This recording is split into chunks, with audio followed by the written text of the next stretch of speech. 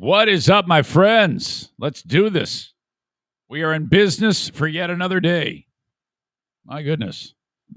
All right, folks. Hello to you all as you gather around. When you get this show, when you listen to the audio podcast, you know what? I'll save that. Let me just get into the intro. It is the 10th of June. Oh, my gosh. It's my brother Paul's birthday. Hold on. I got to call him, get him on the show. Forgot. I just realized it just now. The 10th of June, 2021. The show comes to you each and every day from the Baldwin Ace Hardware Fair Bunker Studio. The Eric Zane Show podcast begins now. Hey, everybody. Hey, everyone. Hey, everyone. Kenny from Nashville here. And after a long day of listening to some crappy death metal, and Google I like to reviews. unwind with the Eric Zane Show podcast. Yeah. Here's your host, Eric Zane. All right, welcome in. This is a daily show where I discuss news, nonsense, and my personal adventures each and every weekday. Oh, I gotta put this thing on Discord. Ba-ba-da-ba-ba-ba-da. Ba-ba-da-ba-ba-ba-ba. Ba-ba-da-ba-da-ba-da. Ba-ba-da-ba-ba-ba-ba-ba-ba-ba. This is a daily show where I discuss news, nonsense, and my personal adventures each and every day. And I'm so glad that you are here. You can get it one of many ways. First of all, Discord. I've got the link. In fact, I'm going to post the link right now to the chat for the video live streams. Just give you an opportunity to check that out. If you only want to listen to the show live as it happens, that has not yet been perfected because when I play audio sound clips, you can't hear it through the Discord, but that is in the works. But if in a pinch you don't want to have the video stream running, you can take care of it that way. So hello to all those folks on Discord. Facebook, facebook.com/Eric Zane fan page. If you could not retweet it. Gosh, I'm already struggling. Share it and like it. That would be awesome. That is brought to you by Irvine's Auto Repair, Grand Rapids Hybrid, and EV. Twitter, back on Twitter. A Periscope video. If you could retweet it and with a snarky comment, that is brought to you by Blue Frost IT. And then on YouTube, the almighty YouTube, Eric Zane Show on YouTube. You can subscribe to the channel, bell notification, thumbs up. Thank you, thank you. Instagram, Eric Zane Show, brought to you by the Mario Flores Lakeshore team of Van Dyke Mortgage. And then, of course, you can email me anytime. Ben says, retweet my great jokes. Oh, you asshole. Son of a bitch.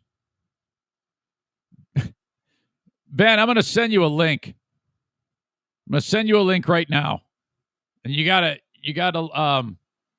join me. I'm going to email it to you.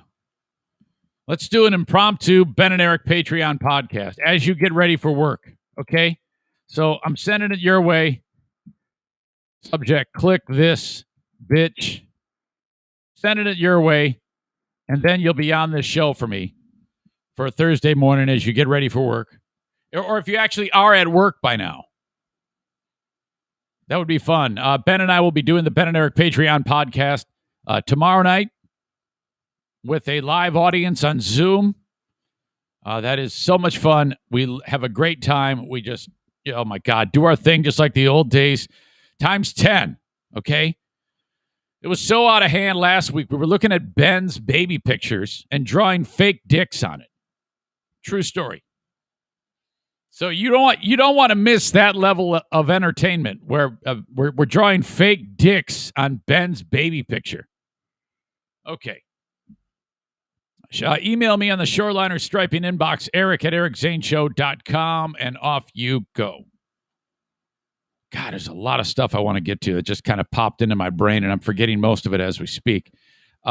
This little show note, I just started cross-promoting the show with another podcast. Boring shit, but I just signed up the show onto a brand new platform. You've heard me talk about Audio Boom in the past. Audio Boom is done. I have a new platform that I put the show on, and the new platform allows me to cross-promote my show on other shows. So when you're listening to the audio podcast on whatever, Apple Podcasts or Spotify, you need to there at the start of it, there's a little advertisement for another show called Sips, Suds, and Smokes. They talk about whiskey and liquor and beer and cigars. These two dudes get together and chit-chat about that sort of thing. I think it's a weekly show, but it's apparently pretty popular. And they reached out to me and they said, hey, can we do a 1-minute commercial on your show, promoting our show, and then you do the same thing on our show? And I'm like, yeah, absolutely. That's a great way to build an audience. So this new platform has that capability, which helps your old pal Eric. So it's basically me saying, hey, listen to my stupid show. And then the listeners of that show may or may not click on this. And hopefully, with a little bit of luck, we'll be able to cultivate even more audience. That's all that we're trying to do there. So when you listen to the audio podcast, don't bounce by that. It happens first.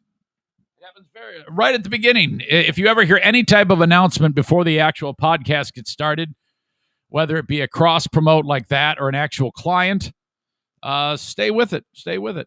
All right, Ben, waiting for you to log in. Click that bitch so we can see you at work, at least for a minute. You got to say something, for God's sake. Click the link, Ben. I just sent it to you. It's that simple. Okay. My brother Paul turns, I think, 61 today. Oh, my God. Now, Paul hasn't been on, Paul's been on with me in the past. I can't remember all the instances. I think there was one moment I talked to Paul when I was on Z93 with Joe from the Joe and the Poor Boy show. And I had a conversation with him about something that happened to him when he was in law. Your call has been forwarded to an automatic. It's working. One time, Paul calls me up and he says, hey, man, I got to be on your show. I'm like, what's up? He says, well, I'm here in Vegas and something terrible just happened. I'm drunk.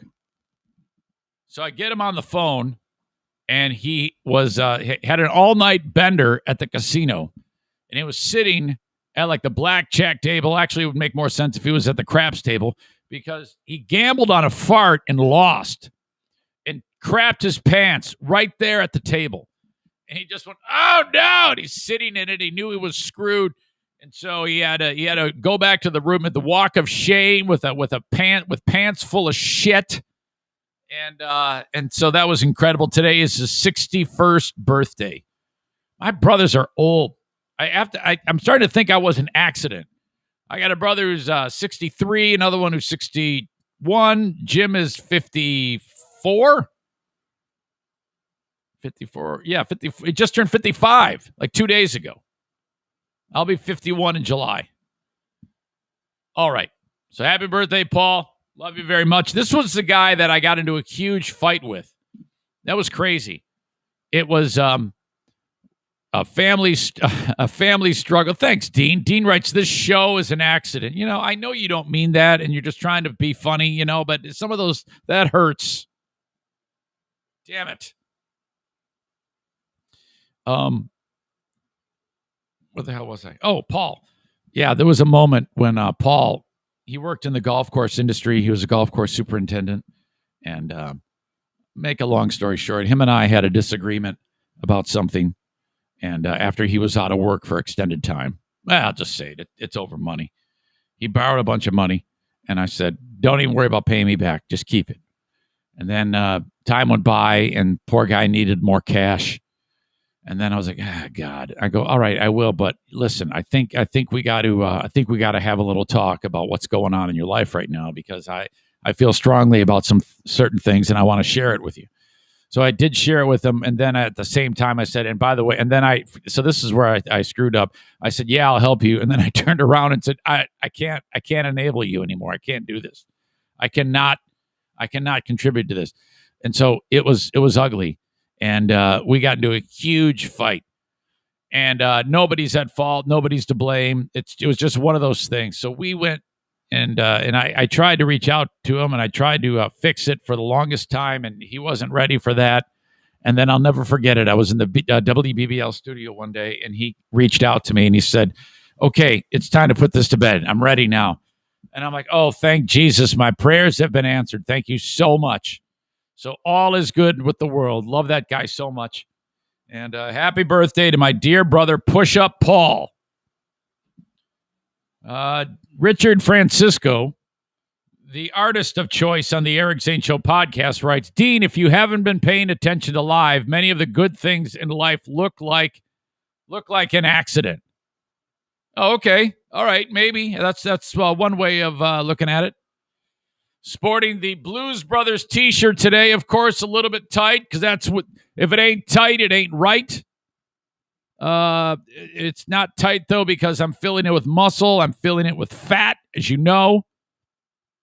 As we speak, we are now 129 days till the Grand Rapids Half Marathon. I challenged friend of the show, friend of the family, sometime sponsor, Mike Ball from MB Distributing. I even forget how we actually got to this point, to the race, a half marathon. And so, all right, I got my work cut out for me because Mike is strong. You know, I don't remember him being that much of a threat to me over the years because it was kind of like a cottage industry of just kicking his ass every race that we were in. Rarely would he have would he taste victory. I would usually slaughter him, especially on the run, because his gigantic Clydesdale ass would slow down to a snail's pace, and then I would buzz by him on the regular because he does a lot of races. He kind of likes wasting his money. He spends all this money and travel on these races that are far, far away. His family hates him because of it. And, there you go. He's completely addicted to this lifestyle of multi-sport. So, all right. You show me a guy who's way into multi-sports, triathlons, and I'll show you a wife and kids who feel left out. Way to go, Mike. It's all your fault. Now he's gotten to a point where he's sending me race times from 15 years ago as some sort of intimidation tactic. Okay? I'll tell you exactly. I don't know Mike's exact age. I know he's 45 to 49. So let's just say he's 47. I reached out to him yesterday because my daughter Madison had to send him a thank you card because he and his son showed up at the graduation party and brought a very nice gift. That's very sweet of you. I don't know what got into you. I wrote, Dear Cock, can I please have your address? Madison is sending out thank yous. He wrote, Dear fellow fat friend, I also like to eat and am way out of shape compared to me in my late 20s and 30s. Would like to get back to these times someday, but the clock is ticking. So he's doing like a humble brag. Tell your sweet daughter her dad is an excuse-making machine, and this is my address. Sincerely, the guy you keep rooting for to get hurt. Well, maybe I'll walk that back. I don't want you to get injured, but you are in a pretty dangerous game, triathlons, so something bad could happen on the bike. Hope not. Hope you don't pull a hammy or something on one of your runs. But I'm sitting here looking at this guy's times. This one stands out to me. He averaged 6:28 a mile for the Park to Park run, September 24th, 2005. Well, that was forever ago. Big deal. That is a pretty great time for anybody. Hour 24:41 for a half marathon. All right.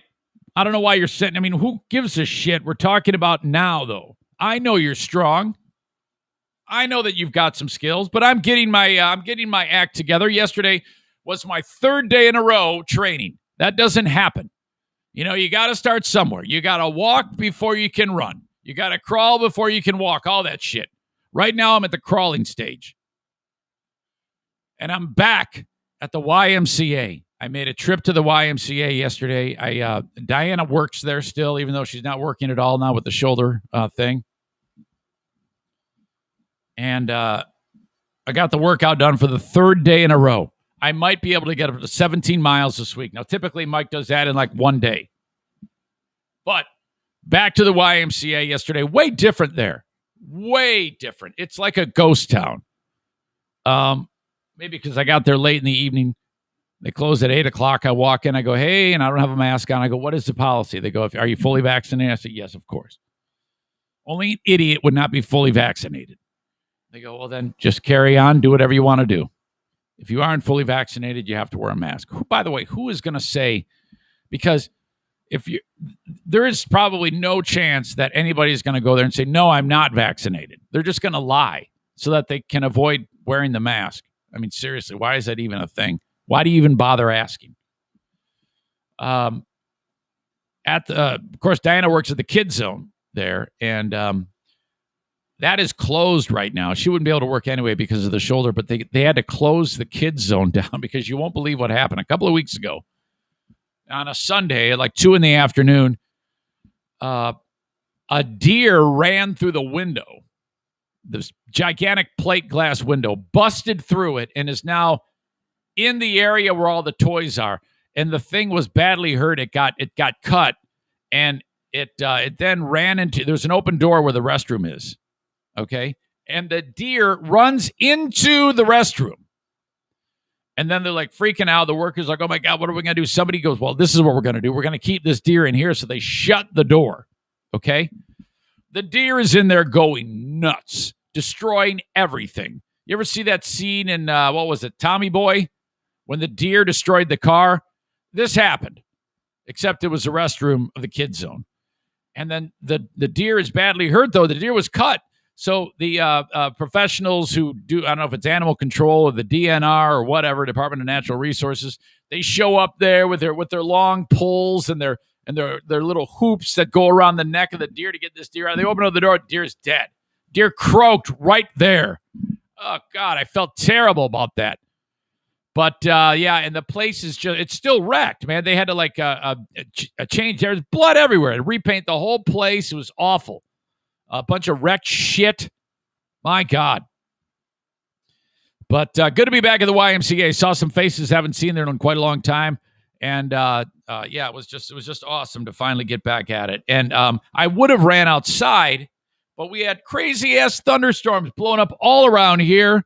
Torrential downpour where I live, and there was a type of storm where you go 5 miles out and there's nothing.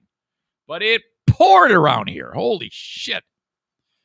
Congrats to Alan at Blue Frost IT, Alan and Ashlyn, who are expecting their second. Now, Blue Frost IT has been on the air for almost 2 years, okay? And they got a big win because a vet clinic, I believe in Hastings, Michigan, with quite a large operation, was getting really hammered on the tech side of things for their business. And they called upon Alan because they had heard about them on this show. So thank you to that vet clinic for banging on the door of Blue Frost IT, because Alan went in and did an entire project for the office of the vet so that they have the proper networks and things set up, because what they had before was just a shit show, according to the last guy who set it up for them, and wasn't doing them any favors and caused kind of a meltdown tech-wise. So Alan secured everything, and then he also set them up with some managed IT work on a monthly basis. So congrats to Alan for that big win. We love it when our sponsors succeed. So thank you so much for being part of the show and believing in it. And well done. Well done. Okay. As you know, this poison ivy thing has been going on for 1 week. I think I am turning the corner. I am less puffy today, even though there are still marks everywhere. They are not as inflamed and stupid with the combination of the Benadryl and the prednisone. The prednisone gets rid of it quicker than just, because it would eventually go away, but it would just take a long time. And if you didn't treat it at all, it would take a long time for the rash to go away, and it'd be itching like crazy. I got a lot of help from people describing things that might ease the itch. What I've had the most success with is taking Benadryl. But the thing about the Benadryl is it totally dries you out. I sat here yesterday and drank almost 1 gallon of water doing this podcast, almost 1 full gallon. So I'm going to have to take a break in a second here and get a big drink, because I've been talking for 20 minutes straight, but I'm okay this very second. But I got a lot of suggestions, and one guy reached out and he says, to ease the itch immediately, there's a quick trick you can do. And he described it as Hold on a second here. Let's see. Carl wrote this. Carl!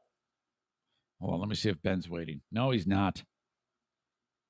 Stella Fly Laura in the house. She's big on the running thing. She's like, holy crap, you got to do this. Tandy says you got this, Eric. Mike is a better trash talker, Aram says. Jesse says, ouch, I guess I'm an idiot because he didn't get the shot. Well, a little bit. 3 inches of rain in Hudsonville in 90 minutes. Carl writes this. Eric, I get poison ivy often. One thing that helps is take a hot shower. Hit the rash with hot water, as hot as you can stand.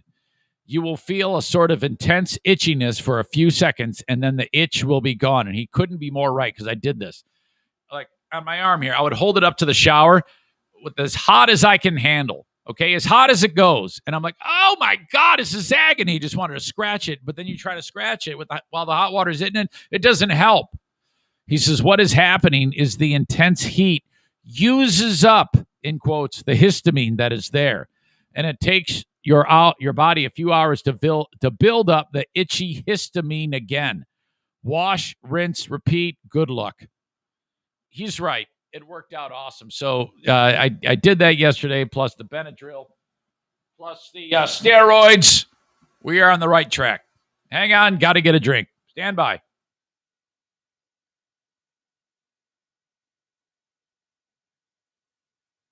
Oh, my God. Whew. So yesterday was a big day for the NFK. We went to see this specialist to find out what is going on with why he has no feeling in his hands or his legs. And it feels like they're constantly, like when you sleep on your hand the wrong way, it's got pins and needles. That's the way his hands and feet feel all the time. And then it works its way up his legs to about mid-thigh, and it works its way up his arms. So now this has not been treated for years. This doctor that we meet is asking a lot of questions. And he's just doing this to figure out, information, a baseline of what he's working with. So the problem is when you ask Kevin a question, he isn't agitated, but it seems like he's agitated. That's why when I ask him a question like, hey, did you file your taxes last year? He responds with this aggressive style. And if, God forbid, you don't understand what he's saying, let's say he mumbles through it, and you say, what? If you say, hey, did you file a tax return last year? And if he says, no, I didn't, and you didn't understand him, you say, I'm sorry, what was that? He'll go, no, I didn't. Like that. It's really aggressive tone. So for the longest time, I was always, when I'm in the room with him at any doctor's facility, I'm always like, okay, I may have to step in and clear this thing up at some point. But I've learned to just not do anything because it's a hell of a lot more entertaining. So, hold on a second. I gotta send this link to Adam Degi. He's going to join me in a second. This, since Ben stood me up. Totally kidding. So this doc is asking him questions, and he says, so how long ago did this start? And Kevin's hands go out. He's, I don't know. And the guy, he's like, and I'm just like, oh, and I got my mask on because they make you wear a mask, and I'm just biting my lip. And then I say, well, this doctor gets paid probably $600,000 a year. He's going to have to earn his pay. So I'm just waiting for the doc to get frustrated, kind of hoping that he does, but he doesn't. And he continues to ask questions to the NFK about this. And so he basically, and then he's doing various tests, strength tests, and observing him. And long story short, he says, okay, buddy, I think that, well, there's no doubt you have neuropathy. There's a couple of things about how the onset of it may have been weird, or it isn't sudden onset. It usually progresses slowly. But since it's been many, many years, it may have been a progression steadily. You just didn't notice it. And he agreed. And he goes, okay, it could be one of three things. You could have a deficiency of a vitamin or a mineral causing this problem. Most likely, though, I feel like you might have because this is what's known as the peripheral nervous system with the hands and the feet and the legs. The central nervous system is what runs right off your spinal cord. He goes, sometimes a portion of the spinal cord can be being pushed on, and then it could cause something like this to happen. Were you ever injured? And Kevin says, well, yeah, shit, fuck yes, man, yeah. Yeah, one time at work, man, I herniated a disc in my back when I was lifting up a sewer grate. And he goes, okay, all right. How long ago was that? 25 years ago. And he goes, okay, well, maybe. So he orders blood work to see if has a deficiency in vitamin B12. He orders blood work to see if there's a deficiency of copper in his body. He said that's very rare, but it could lead to this. And then he ordered an MRI so that he can actually get a look at if there's any injury or something like that that's causing it. Because if that's the case, they find that, they're going to operate on the guy, fix his back, and then hopefully stop this nonsense so he can stop walking like Penguinstein and be able to open up a bottle. All right? So, and the thing is, he took it all in stride. I was really proud of him. So that all went, and then he said, and there's one more thing. He goes, do you drink alcohol? And we all know that every day is Ham's Day from the land of sky blue waters. Okay. And he goes, yeah, I drink some beer. And he goes, how often? And he's kind of, dancing. He goes, every day. And he goes, how many? He goes, 3 to 5. And he goes, okay. No, it's usually about that. Sometimes 4, sometimes 5, very rarely 3. It used to be like 6 or 7 when he moved here, but he's cut down, I noticed. He goes, okay, so for how long? He goes, I don't know, 2 or 3 decades. So 2 or 3 decades. Every day he has somewhere between 4 and 7 beers, 3 and 7 beers. The last 10 months, it's been more like 3 or 4 every day, every night in one sitting, like from 6 p.m. to 8 p.m. Okay, and so he goes, all right, well, that too can cause neuropathy. It's just bathing your nerves in something that over time can cause this to happen. Now, the NFK told me ahead of time, he goes, if anybody ever tells me I need to stop drinking hams, I'm not listening, just so you know. So this might all be for naught. So if it comes down to, he goes, the doc says, I'm just getting it out there. You may have to stop drinking right away. I can see his eyes. He gets all squinty. He's like, fuck that. There is no way I'm going to stop drinking. Speaking of drinking, hang on. So that was kind of it. He has a MRI scheduled now, and we just got the blood test results that came in. And so I'm going to check that out. Jason says, pinch nerves, time to go to the chiropractor, and time to eat some pennies for the copper. All right. So Adam Degi is supposed to join me in about 1:15. I will get to him in just a bit. Looking forward to talking to Adam about what's going on in his world. He's got something very special happening this weekend. I can't wait to talk to him about that. And he's very funny and a good guy. But I want to remind you, I have merchandise for sale. You can get yourself an Eric Zane Show podcast t-shirt in one of 7 styles. Click on ericzaneshow.com. Click where it says merch and shop. And the live stream and open of this show brought to you by sponsors like the Mario Flores Lakeshore team of Van Dyke Mortgage. 231-332-6505. 231-332-6505. Whether it's your first mortgage or you've done this many, many times, and you're just thinking, hey, I want a bit of a change, think about the Mario Flores Lakeshore team of Van Dyke Mortgage. 231-332-6505, or online, just click on the emerald green logo at ericzaneshow.com. NMLS number 3035, Get into the right mortgage for you. Some of you are like, oh, there's no way I can get a mortgage. No way. Well, if you're in one of 46 states, there is probably a way. You got to stop paying your money to some landlord. Pay on your own place. Build the equity, improve your credit score, and that's how you do it. He can service loans in any state except South Carolina, Maine, Hawaii, and Alaska. Thank you to the Mario Flores Lakeshore team of Van Dyke Mortgage. We have a show, Gunsmith, BK Guns and Stuff, 616-902-2447. Call or text my friend Benjamin Newton at BK Guns and Stuff about how you can get your firearm to him. If you need a cleaning, you need a repair job, whatever it is, customization, BK Guns and Stuff, 616-902-2447 for BK Guns and Stuff. Abraham writes, I had neuropathy years ago. Then a few years later, I started having panic attacks. I wonder if they are related with the nerve thing in the spine. Jason says you got to do a 1-to-1 ratio of beer and water. He does drink water when he does it, but you got to understand, he has a partial lobotomy.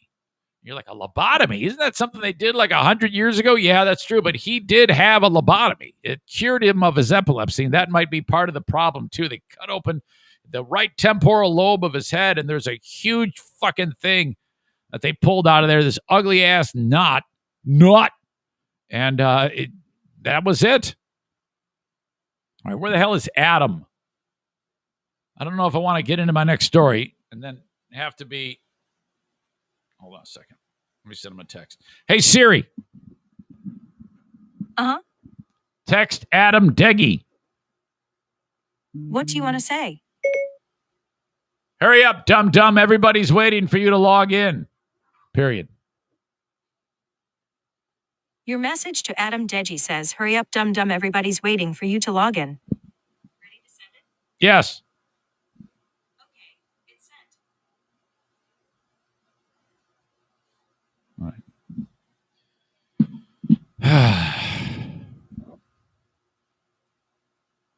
What the hell day is today? Thursday? My God.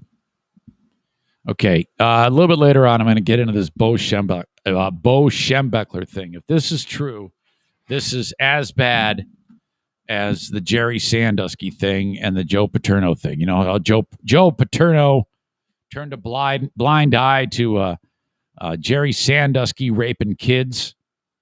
I think it went down like the quarterback coach or the one guy, Mike McQueary, of all names, walked into the boys' shower and the Jerry Sandusky was having sex with a child.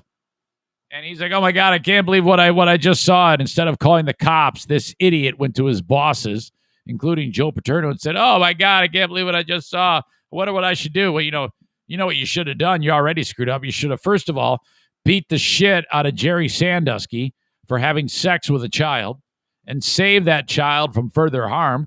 Then while you're there, you should have called the police. That was, in my opinion, you were complicit in all this. But my God.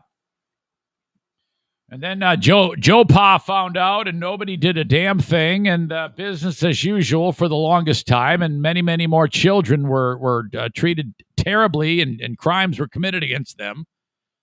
That school will never be able to distance themselves from that, in my opinion.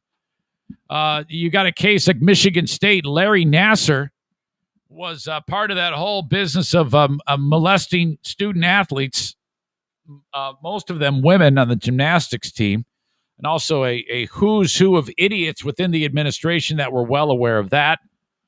That was an absolute horrible, horrible thing. And now this, Michigan, the University of Michigan, this is an absolutely horrendous story. I'll get to more of that in a second as we bring in friend of the show, the one and only Adam Degi. Adam, how are you, buddy?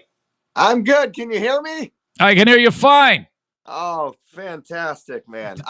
I'll be honest with you, Zane. I woke up literally 7 minutes ago, and then I let the dog outside, and he didn't want to come back in, that son of a bitch. Dude, I feel your pain. I mean, I've had the same thing happen many, many times. So did the dog run? No, so we got a fenced in backyard, so he can't go anywhere, but he likes to wander. He's smelling stuff. He's probably eating shit. Who knows what he's doing? I got a dog that does that too. It's probably the worst thing in the world. He won't eat his own shit, but we had some other dogs over, dog sitting, and he'll eat their shit. I know it. That's the worst. And that's like, I have a dog, this dog, O'Neill, who does that, and he's like my favorite dog. But whenever he does that, I've indicated to the audience that I don't love him. I actually want him to die for several minutes, and then that kind of eases, and you just like trick yourself that it's all cleaned out now. And then the absolute worst is when he burps. He burps, so he's burping up. He's burping up. It's shit burp. I mean, I wonder if there is a reason that they do that is like a dog instinct type of weird thing, or if he's just a weirdo, because there's a lot of other shit dogs do that doesn't make any sense now, but at one point as wild animals made sense, I guess. Like, my dog will occasionally, he tries to do it at least once a year, where he'll find like a dead bird or some kind of dead carcass, and he'll try to roll in it. Oh God.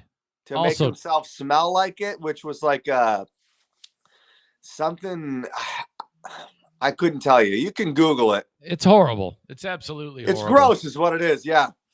How much research goes into making a comedy set? Because you seem like a guy who gets kind of a lot of information before you start building your jokes. How much time goes into writing, let's say, a set like the length of the one you're going to be doing this weekend at Mark Ridley's? Well, I mean, it's something that you develop over years, really. The last album I recorded was 5 years ago now. So, I mean, for me, at least, to come up with a new 45 to an hour that I, am happy with, it takes time. Not everybody's Bill Burr where they're coming out with a new special every year. That's not obtainable for most people. It's not realistic. He also has a lot more motivation to do it because he's getting paid millions of dollars to do it. That's the thing. Yeah. Surviving. That's exactly right. But that keeps people hungry. If you can think back to when you first started in comedy, Adam, did you ever like, hey, I want to be a comic, but I know I suck at writing jokes? And then if you think back to how it always felt like you're swimming upstream, and then it gets easier as you get more time. Well, I mean, it's once you kind of figure out what you're doing up there, as far as like, do I want these people to think I'm smart? Do I want them to think I'm a moron? What is my shtick? Everybody, you hear people say you'll find your voice, which I think some people do and some people don't. It's not a necessity. Some people don't have a voice. They're just a comic, which is fine. I don't think I have a voice, but it takes time. And some people, if we're being honest, it never happens. Have you ever been around a comic who just they might be part of an open mic thing, maybe somebody like Ben, and it's just I have never laughed once at you. When are you going to get it through your thick fucking skull that you suck shit? But that's the problem with comedy, Zane, is everybody says, well, comedy is subjective. Sure it is. But I guess so is taste. Some people think, shit tastes good, like the dogs we just talked about. I probably shouldn't use Ben as an example because I think Ben's gotten a lot better. He actually has improved. Ben is I think a writer first, performer second, which is fine. A lot of people never become like a great performer on stage, which I think my favorite comics aren't necessarily great performers. There's a lot of comedians who are using performance or a stage character or yelling or doing something to kind of cover up the fact that they don't write well, which I don't think Ben, I don't think he's that guy. I think he's the opposite. He's a good writer, and maybe he just needs to get more comfortable up there, but he's gotten a ton better. Now there's guys who I know that have been in town here or other cities in Michigan who have done comedy for over a decade, and you couldn't tell if they started yesterday or 10 years ago. Have you ever had someone who you in the back of your mind be like, okay, this person has never gotten better and has struggled for years, and then they walk up to you and they say, "Hey, honest opinion, what do you think?" Has that ever happened? That's a terrible spot to be put in, isn't it? You know what? I feel like I have been put in a position like that maybe once or twice, and I don't think I came right out and said, "Hey, man, you suck." But I think I told them, like, it's not for everybody, and you gotta. I'm sure I had to beat around the bush, but that's the problem, though. This is the problem, and comics complain that there's not enough spots and there's too many comics. We've got to do better at telling people they suck. Like, does it work? I want to know if it works the same way with musicians. I've always wondered, like, how many music open mics could you do where you're just horrible? Yeah. Before you quit, or people tell you, but there's always going to be those people in your ear telling you you're funny, whether it's people at work or, you know, your significant other, or my wife would tell me. She does tell me. She'll be like, "Hey, you know the joke about the one thing? Why don't you maybe subtract that one?" Okay, and then you're like, maybe I should, but then you might be like, well, I really like it, but all right, I guess I'll listen to your advice. Are you a good listener? Well, it depends on who it is. Like my wife, I don't respect her opinion, so usually I just tell her to shut the fuck up. Oh, come on! I'm kidding. No, there's no way. Best. Is she? My wife is the best, and she's also clearly smarter than me. So no, I will. And she's been to enough shows to know, like, hey, he's doing this and it will work in the future, or he's just fitting this in to make a point. Like, she knows what sucks and what doesn't usually. But then there's other people. Yeah. You just say, okay, Glaze, why don't you eat shit? Hey, let's take a look at Mark Ridley's Comedy Castle's website and tell me what's going on with this attire that I see right here. What is happening here? I might wear that this weekend. That is a taco shirt. The taco shirt and the way you're wearing the hat. It looks, what the fuck is going on? Well, listen, I just said, you know, you got to figure out if you want people to think you're smart or you want people to think you are a moron. And clearly I want people to think I'm a moron. Now this Mark Ridley's Comedy Castle is one of the finest establishments in the entire industry. So amazingly well respected. And but this is not your first appearance there, isn't that right, Adam? It is not. No, I've headlined there a few times. I will say that I was disappointed to see that literally next week Ron White is there. That's like, oh, that's great. That's what is the thinking that people might be like, well, I'm not saving my money for Ron White. No, that's exactly the thinking. Yes, okay. Comics. None of us have any, you know, self-esteem. We're all very insecure. Then you see somebody very famous and funny is going to be there the week after you, and I would pay to see Ron White before I paid to see me. Right. Okay. But having said that, I'll wear a suit and I'll smoke a cigar and drink bourbon, whatever he does. Sure, that's what. Yeah. Have you ever thought about maybe, because he has those things? He's got the drink and the cigar and the it's all part of the whole. You pay for the whole package when you see a Ron White show. Yes. Has that ever crossed your mind about something that could be your thing, in air quotes? Right. Like I said earlier, like your shtick. Yeah, sure I have. But I've never done it because I'm not a hack. That's a hacky thing to do, you say? No, it's not. I want people listening to lose their fucking minds. Ron White is not a hack. He's very funny. There is people who do, quote unquote blue collar comedy that are not funny in their hacks, but Ron White's not one of them. He's great. And that's something, I mean, guys have wore suits, but I don't remember anybody else who drank a glass of bourbon and smoked a cigar. He's very original, and he's just got a very, like, a low key, slow paced, like it's almost like somebody's cool uncle or something. Like he's kind of a badass, but like a goofy one.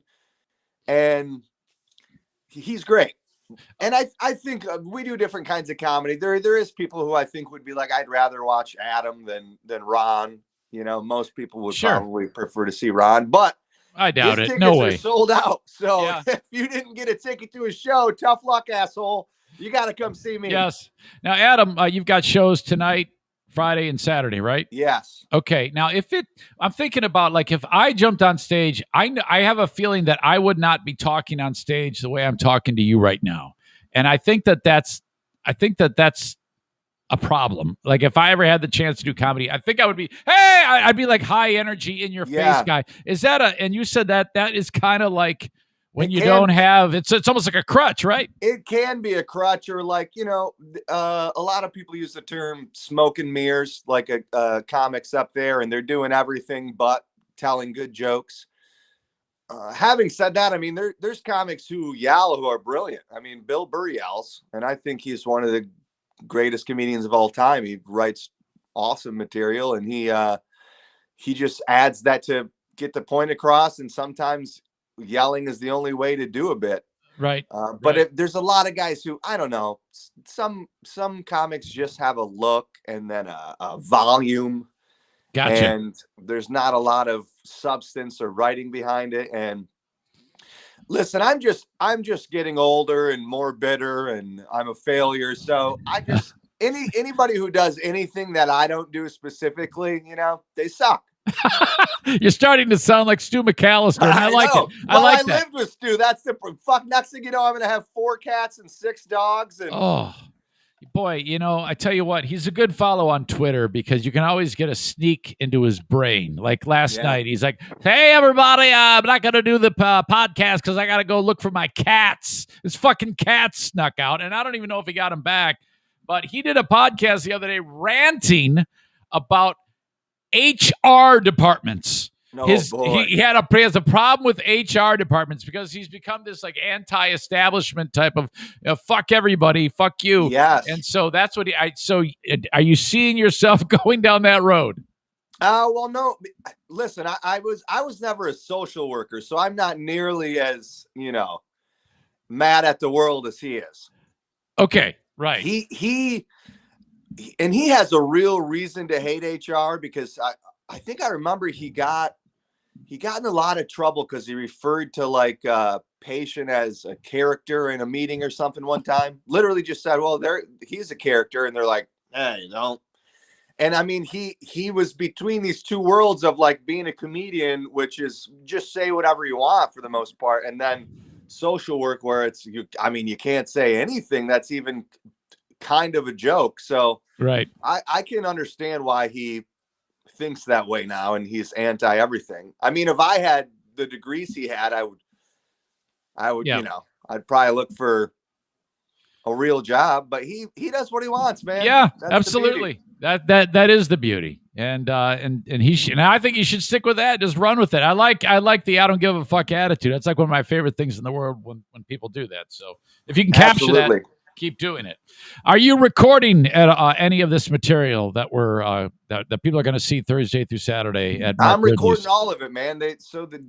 What they'll do is they'll record every show, and then you kind of chop it up and put it all together to make one set. You know, nice. Whatever jokes worked best each night. And then hopefully I'll have like 45 to an hour of good stuff. It's all going to be stuff I didn't do on the previous album, which I'm excited about. And there's going to be some darker stuff on there, some cancer material. There's good. Some lighter stuff on there. You get the goofy and the sad with me. And you know, and then I talk about tater salad for about 20 minutes. Absolutely. Of course you will. And the cancer thing, you've tapped into a new resource, the fact that you're battling cancer as we speak. Yes. And that has opened up all sorts of relatable things for you to talk about, and you've worked that into your act. Yeah, and it's cliche to say, but it is therapy for me. You know, that's kind of, I take any pain that I've had, and I just I talk about it on stage, which is probably not the way I should deal with things, but right. You know what? That's where I am as a person. I think that it helps people. I think if you can sit there and you can say, all right, this is how I feel about it. This is what I've been battling with. And now here's something funny about it. Oh my God. That's a can't lose in my opinion. Yeah, man. I actually did like a show the day my dad died, and I did several shows the week I was diagnosed, and it's just people are like, well, how could you do that? And I'm like, well, what am I going to sit in my basement and look at the wall and think about it? I would much rather do this. I want other people to feel bad too. You know, I don't want to take all this. I want you to feel some kind of guilt. Is there any better feeling when knowing that you had everybody eating out of the palm of your hand? You were funny. All the jokes landed. You had a great set. What a unbelievable dopamine rush when you know you were on fucking fire. Nothing better, right? It's great. And it also feels good to just make people realize that the little things in life don't mean shit. And I joke a lot about how, you know, especially during COVID, people thought it was the worst thing ever. And I just remind them, hey, it could be worse, man. You could have cancer. Do you think COVID is going to? Do you think COVID is going to come back? You know, right now we're in a spot where I'm not going to lie, it feels good, but also last June it felt good too, if you remember. I mean, everything kind of started to vanish. We were like sitting at like a couple hundred cases a day, and people were. Trust me, I got back from vacation. I was out of the country for a while, and it was nice to study abroad, to travel abroad. I was in Key West, Florida, and they don't give a shit down there. Yeah. I totally forgot it was ever even a thing, but you do think like, oh, what are these numbers spike? And I don't think there's no way we can ever go back to shutdown. Once we go back to 100% capacity in July, I don't know that you could even go back to 50%. I mean, people would lose their people already lost their minds. Yep. There's no way. It's been rough. Have you been following the Fauci stuff? About his emails? Oh my God, no. And ever since Hillary's emails, I kind of tuned out. Well, does he own a pizza shop where they cut traffic? Well, I am actually going to take the time because I've heard enough from people who think that he's a fucking liar, and said, and I because I don't think he's a liar. But I'm going to read those emails. I'm going to actually start. And a friend of mine, Red State Dirk, he goes, yeah, just read those things. He goes, it's going to take you a long time. There's a lot of them, but I want you to read it. Just give it a try. See at least how far you can get into it and just kind of get a little bit of context of where this guy's brain in and the things he says. Because there's been a lot of talk about, okay, there absolutely was a lab leak, and he absolutely did know about it, and he absolutely was involved in making sure that they didn't investigate it, because somehow the U.S.'s hands was on the Wuhan lab. And if that's the fucking case, holy shit. Can you imagine the fucking uproar if the U.S. is like, no, don't investigate the lab, because if it finds out that we were funding this type of research and it escaped because of us, holy shit, after all the things that have happened, that is messy, you know? That would be very ungood. Well, I mean, honestly, if you think about it, if in the Wuhan lab, they are doing those type of experiments with fucking coronavirus, I would say that's a hell of a lot more logical that it was introduced to the world through the lab than some fucking wet market, you know? Yeah, God.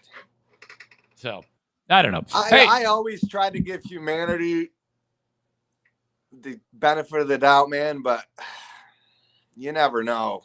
So I guess my point of this is I'm going to read it. I actually am going to take the time. I don't have an opinion on it right now because I don't have any information about it.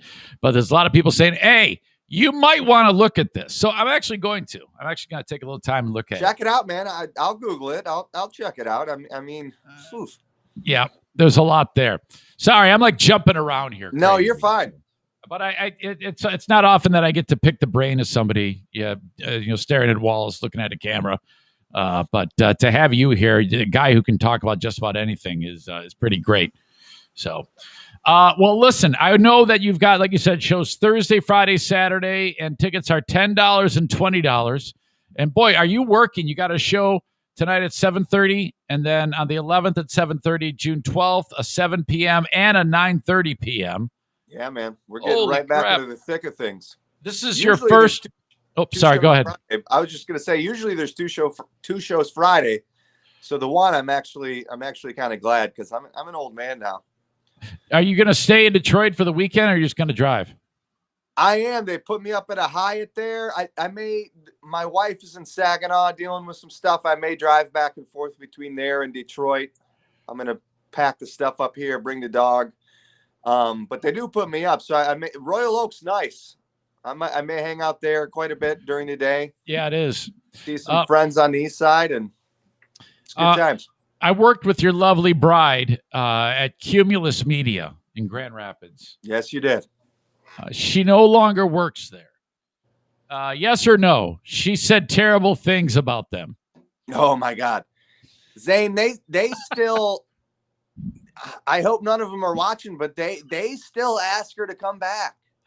Oh my God! Well, it's that like isn't a weekly bad. thing. Now she, I don't know that she said bad things about anybody specifically, but I mean, I think everybody knows they don't. I think a lot of radio, they don't take care of their people enough, especially people in sales that are making them the money. So Right. I know that we always there seemed to be a lot of adversary between the people on air and the sales staff. I tried not to get into that, but it is a thing. Do you think podcasting is where it's at these days? When you compare like content on the radio to content on podcasting, how often do you actually listen to the radio? Oh my God. I mean, I listen to it in my car, and that's about it.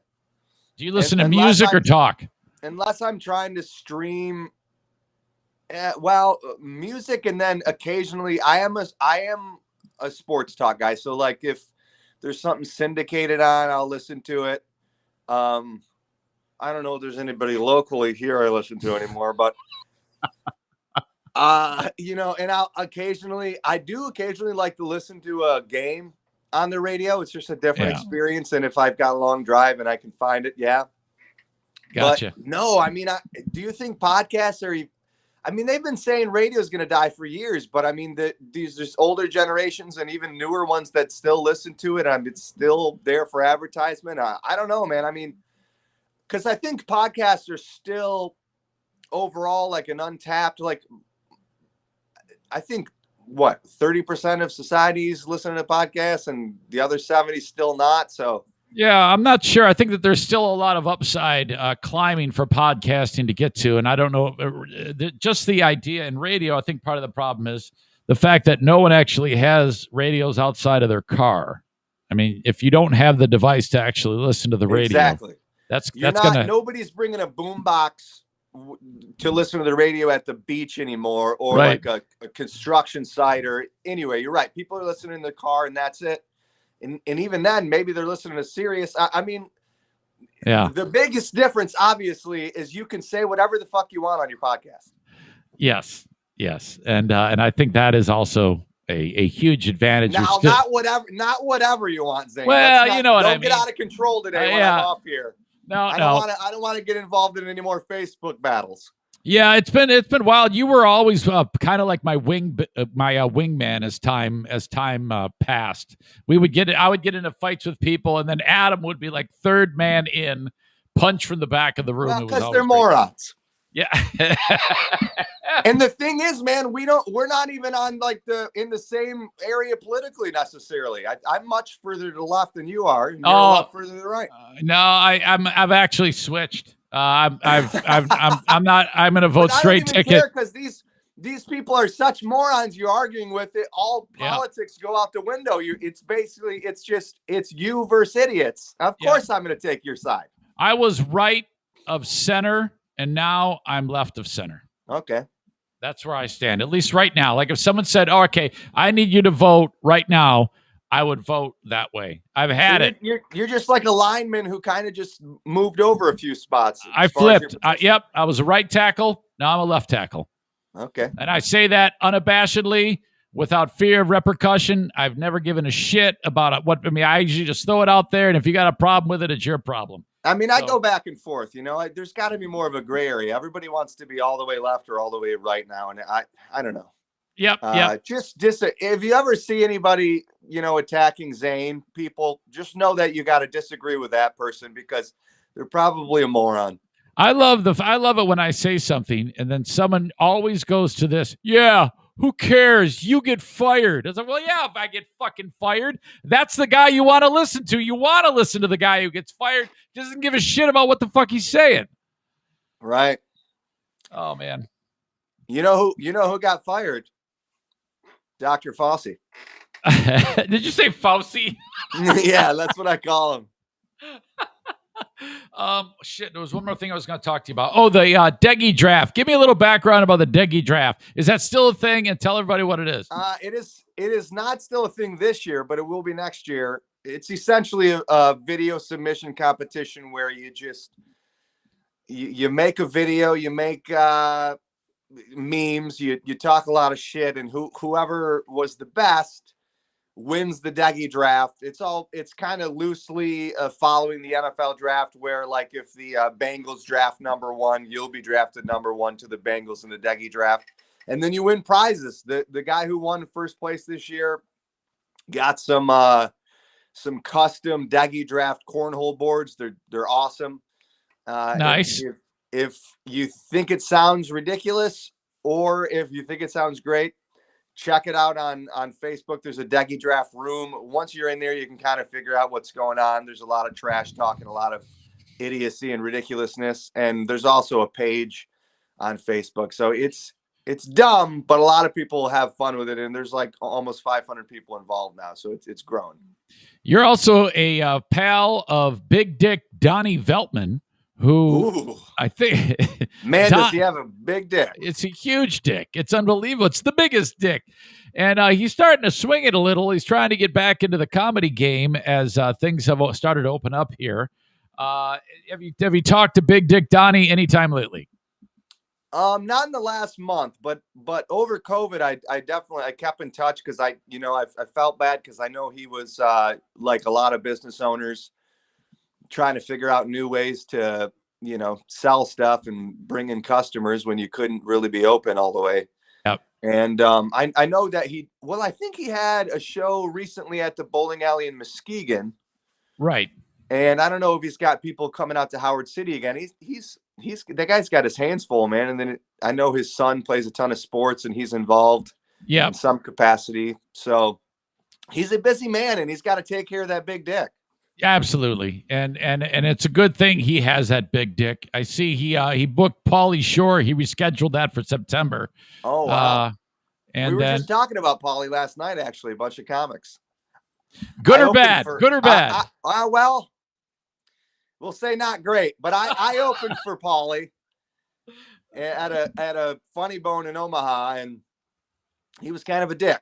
Okay, but people come see him.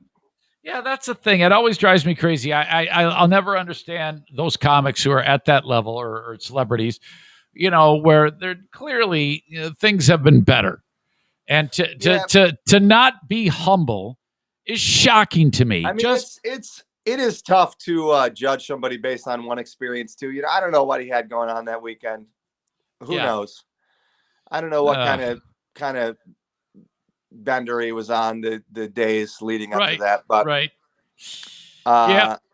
he could have been nicer. And he's funny enough. He sells out rooms. I'm sure when Don has him, he's going to sell that room out, and he'll probably be cool with Don, and all is okay in the world. But well, all right, buddy. I'm looking forward to getting a full report as to how it went. Mark Ridley's Comedy Castle is a terrific venue, and if people want to go see you, you can just go to comedycastle.com. Yes. Thursday, Friday, Saturday. I will. Please, I need your laughter. Yes, I will leave a link in the show notes, or if you want to right away, just go to comedycastle.com. Buy tickets if you're in the area, if you want to make the trip. Hell, the fact that Detroit has so much going on there, you can go to the casinos. I don't know if the home team is in town. Did you see the Tigers yesterday? Did you see that crazy catch at the end of the game? Oh my God, they got robbed. Yeah. Oh God, I'm going to talk about that in a bit. Incredible. I know you're a Tigers fan, but so you can make a whole weekend of it. Go to see Degi. All right, man. I really appreciate the time. You're the best. I appreciate you. You're the best, man. All right, and one more thing. Never forget the Bosnian Mafia. I put that down there. I saw that below my name and laughed. That's hilarious. Fan of Bosnian Mafia. The Bosnian Mafia will be there this weekend. I have actually at Mahala Coffee Bar, whatever it is, where we saw you at that open mic thing with Ben. They send me invites to their upcoming comedy things, and I'm this close. In fact, I've written back. Will the rude Bosnian Mafia be there? And then I'm about to hit send, and then I go, wait a minute. I'm probably talking to organized crime individuals who will fucking kill me. You don't want to end up buried alive in a cornfield, Zane. So just pump the brakes. Can't leave it alone. All right, Adam. Say hi to Nikki for me, and best of luck. I know you're going to do great. Okay. I will. I love you, man. Love you too. There you go, ladies and gentlemen. Adam Degi. Oh, he's great. Fun to talk to. Great dude. Very cool. Well, hey, guess what? Eric's got a full bladder. And last time I said, hey, I'll cut this out. And I didn't. But I am going to go and take a pee. So you got to sit there. And, all right, check this out. This crazy music bed. This will give me time to go take a pee. Stand by.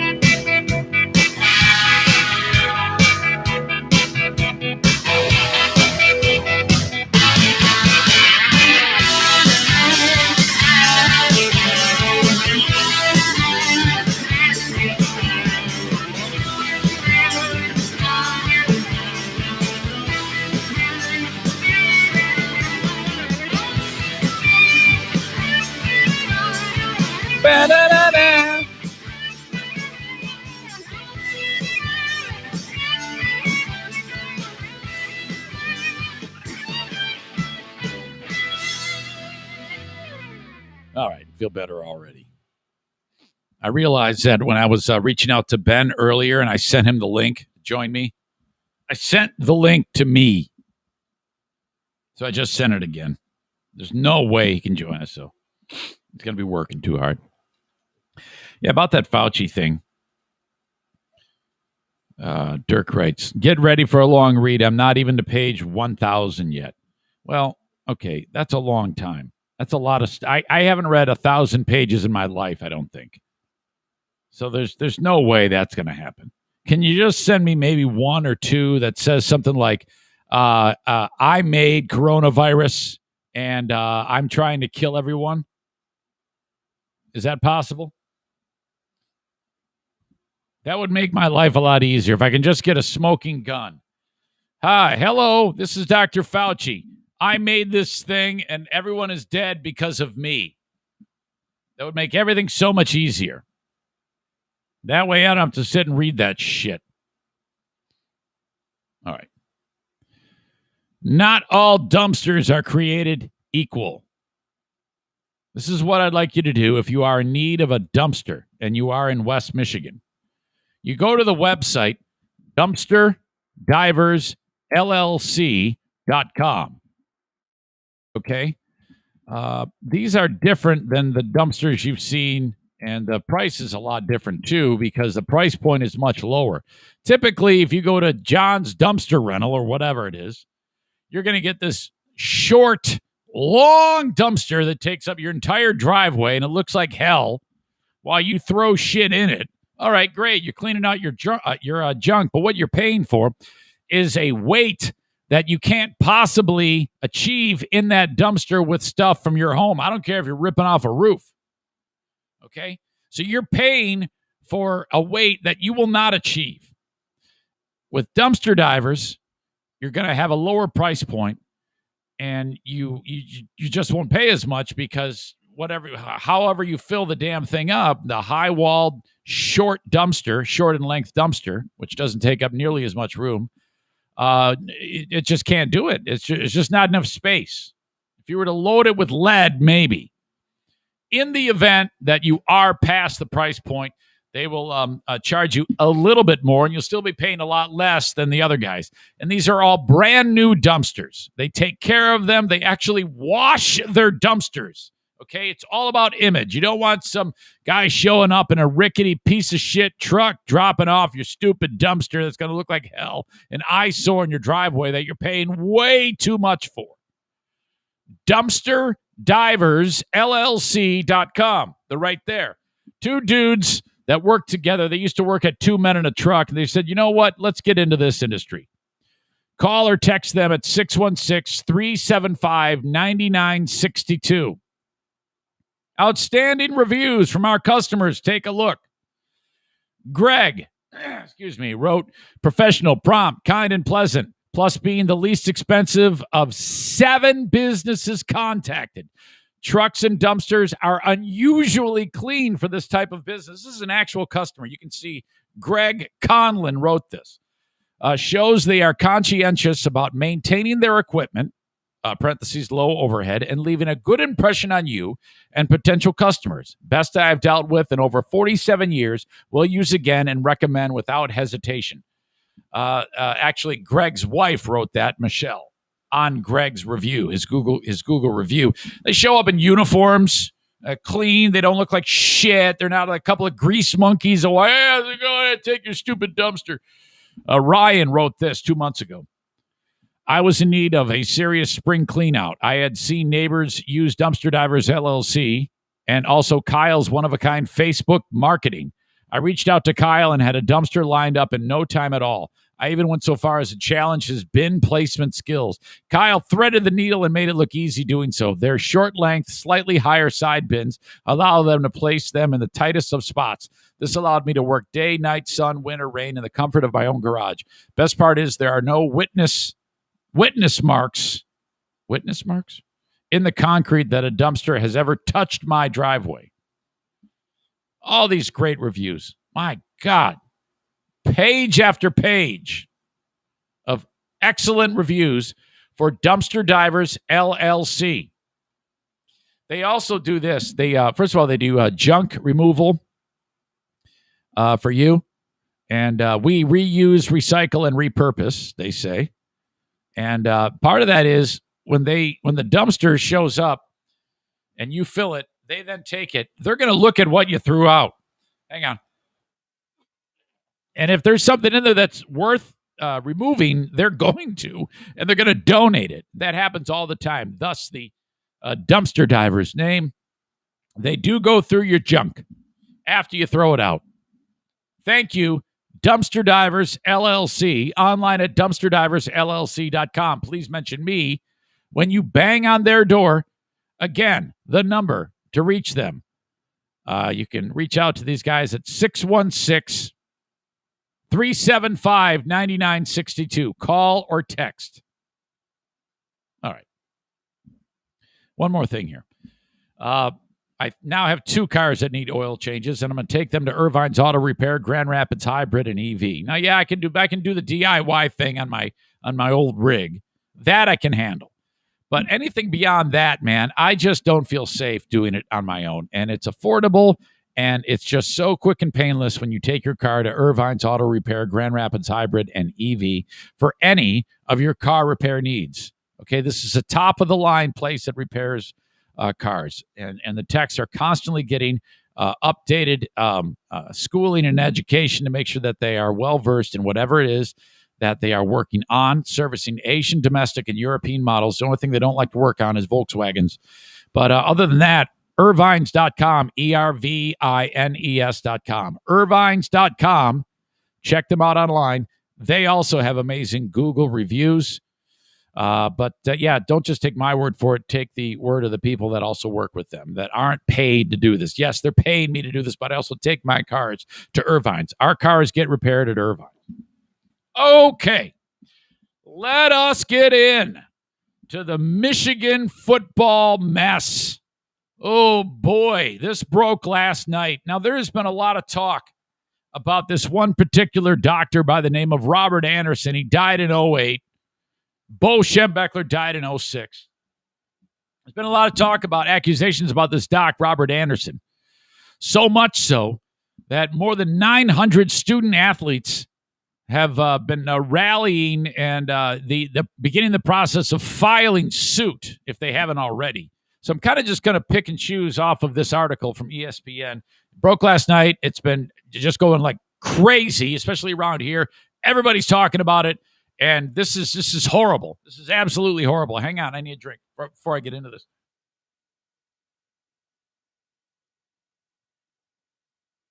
Okay.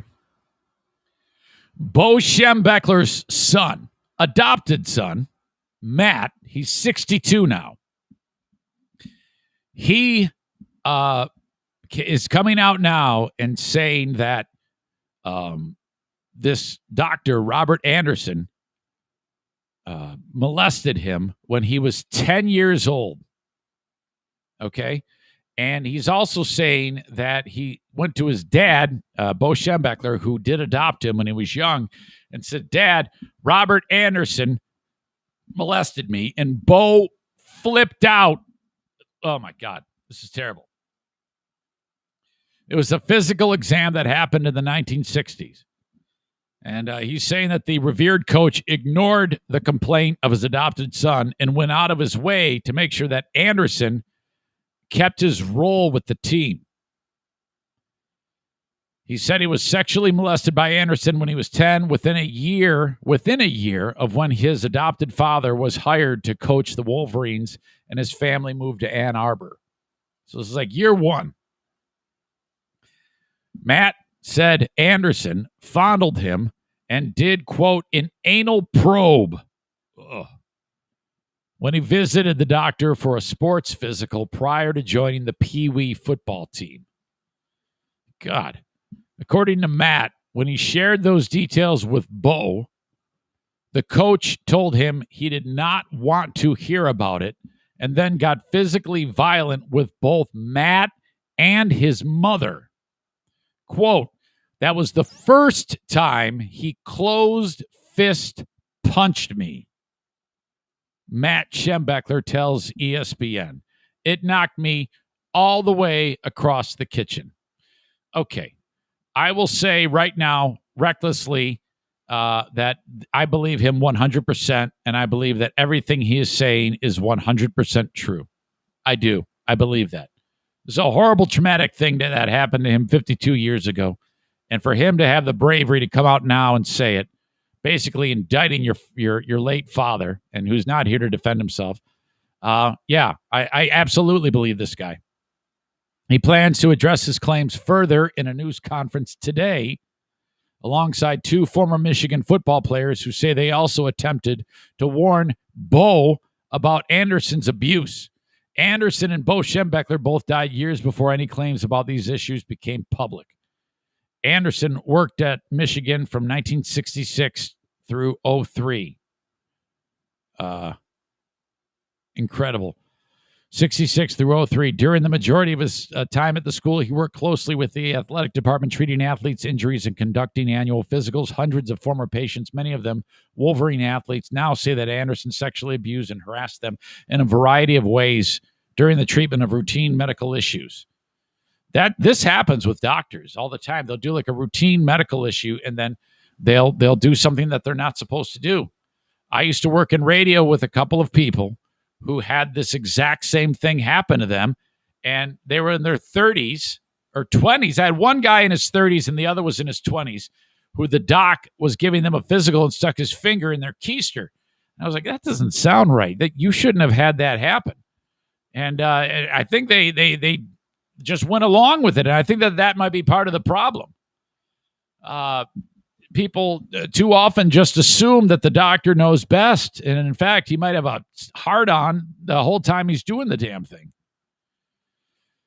Wow. In interviews and court documents, Anderson's former patients say the doctor assaulted them, fondled them, and made an array of inappropriate sexual comments, among many other examples of misconduct. Bo Schembechler, as I indicated, died after a letter from a former university wrestler prompted a 2018 police investigation. The university hired a law firm in 2020 to determine how prior complaints about Anderson were handled. But this is a bombshell because you have the son, albeit adopted son, doesn't matter. It's his son. Bo Schembechler took care of Matt Schembechler, who Matt Schembechler is saying, no, my dad was horrible. He beat the shit out of me. He would punch me, punch my mother. I turned to him for protection after this doctor molested me, and my dad punched me with a closed fist. Holy fuck. If that's the case, if I'm Michigan and I find this out, I would go the extra mile to talk to Matt Schembechler. And I mean, if I ran the school, the first thing I would do is rip down that Bo Schembechler fucking statue immediately, and any type of connection to this piece of shit for all of this. Matt Schembechler, not the first to allege that Bo knew about Anderson's abuse. A former student radio announcer said last summer that he told the coach about Anderson in the early 1980s. Several former football players also have told investigators that they spoke to Bo about Anderson's treatment with varying degrees of specificity. That's hard for me to say, specificity, when they were playing at Michigan. Matt Schembechler told ESPN he had a rocky relationship with Bo throughout their shared lives. Matt sued Dad and the school in the late 90s over a dispute about a sports memorabilia company Matt was running. They're adding this for context to show that, hey, maybe there's something there. I don't know. I don't believe that. Around that time, he shared some of the details of his upbringing in a GQ magazine article that framed Bo as a bully at home and on the practice field. Wow. 2014, the school commissioned what it calls a larger-than-life-size bronze statue of Schembechler. It now sits in front of the football team's practice facility. I think it's called, isn't it called like Schembechler Hall or some shit? Fucking A. If you find out that Bo knew that his son had the doc's finger in his butthole and didn't do anything about it, my God. All those people that were molested over the years. Hang on a second. I need a drink. And there's definitely more to this.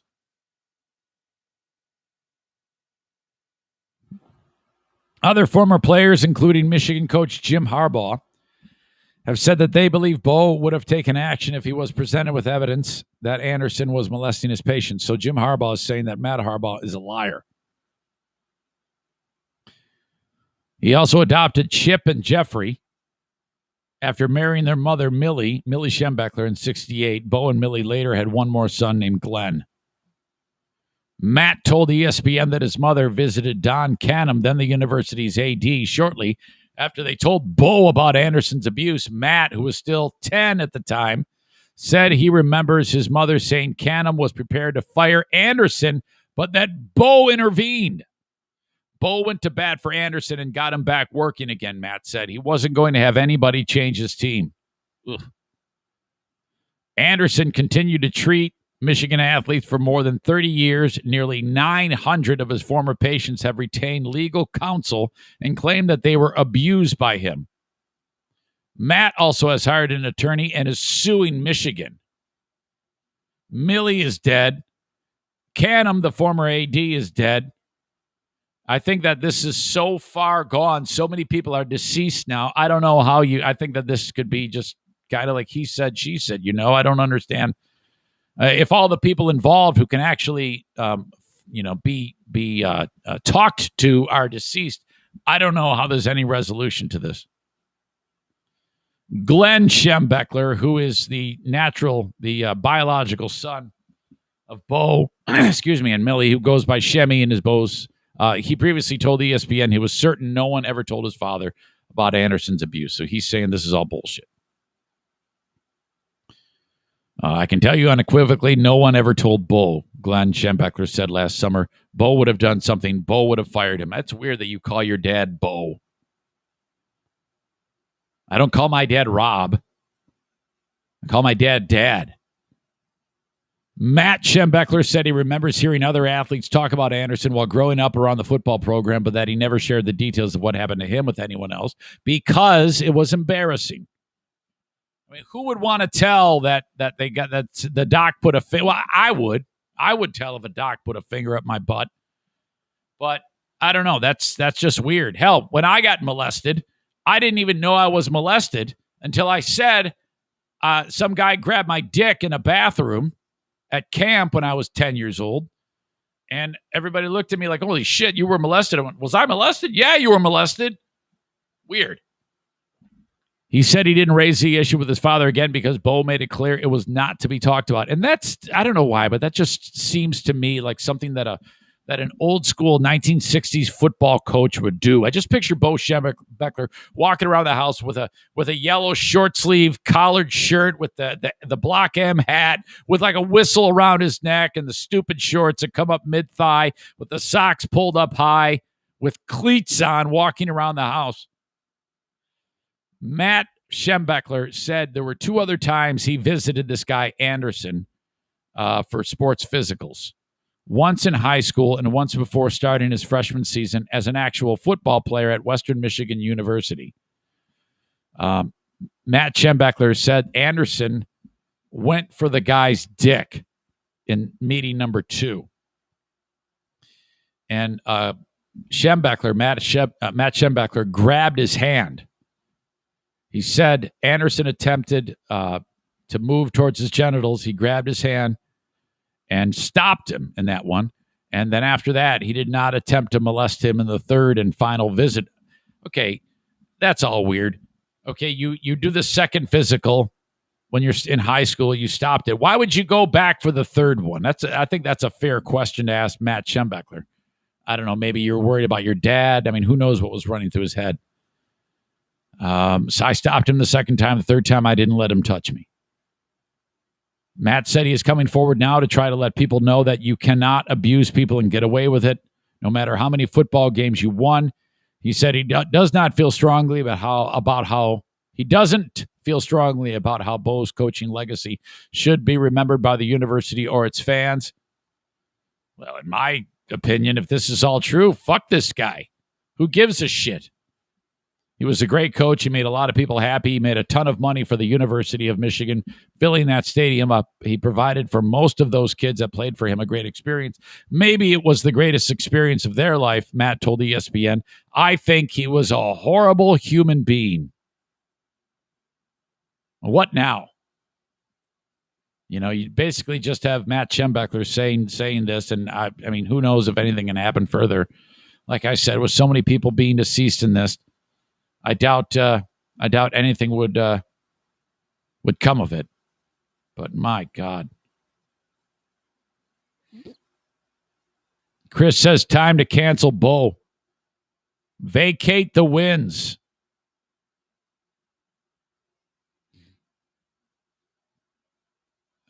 Terry says Bo knows child abuse. Adam says Harbaugh sucks. Kenny says that guy's a POS. Why do people protect these types of scumbags? And closed fist punched his adopted son, 10 years old, across the room. Man, fuck that guy. Holy shit. Yeah, who would make that story up? I mean, in all of my years of parenting, I know unequivocally there isn't one child of the 3 that I've raised that could ever say anything that would make me go, uh-oh. You know?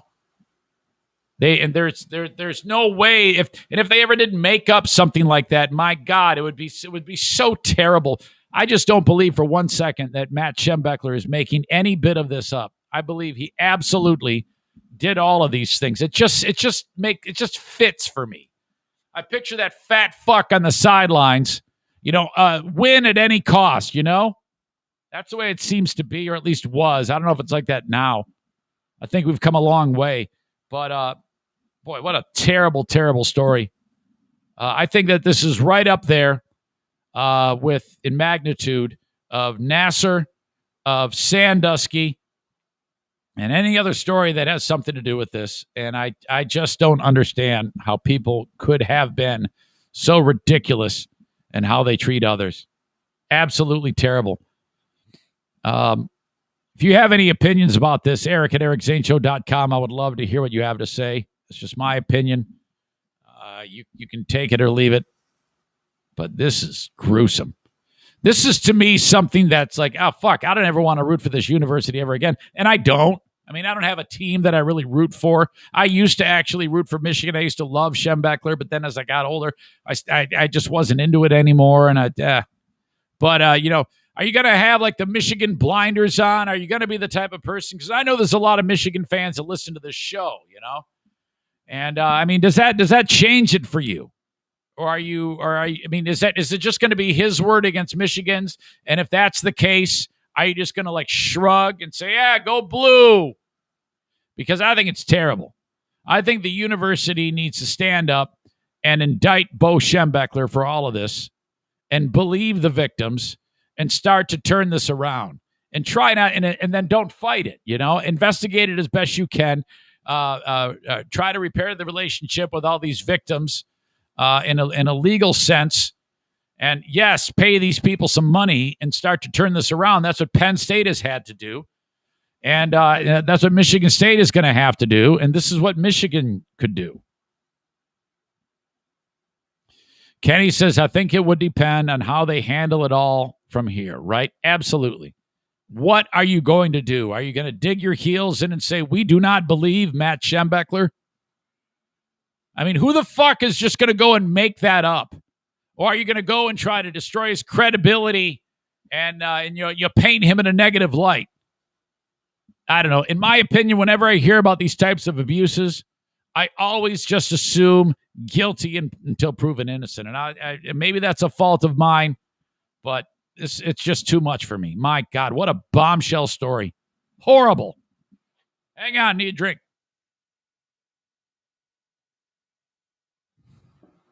Okay. Oh, man. Okay, we've got some more good stuff I want to get to. Less heavy, but that was just the worst. Let's get to the kid who is, man, I just love this kid. I've reached out to his mom trying to get him and his mother on the phone. You got a kid named Bryson Killiman who lives part of the year in Michigan, part of the year in Virginia. Mom and dad are divorced and remarried. And the kid got a puppy. Oh, my God. He got a puppy, a beautiful Rottweiler Lab mix. In fact, I'll show it to you. Take a look here at this dude. He just loves his dog. Check him out. Look at, he's there with his pooch. Look at the great dog. The dog has a collar with a bow tie, and that kid is so happy. Holy shit, man. The best day in the world when he got his puppy dog. I can understand that. Well, the dog got sick, and the kid overheard a conversation that they weren't going to be able to treat the dog, okay? The dog got some type of, I think it was parvo. And according to the kid, like I said, he's probably like 8 years old. That's what it says, 8 years old.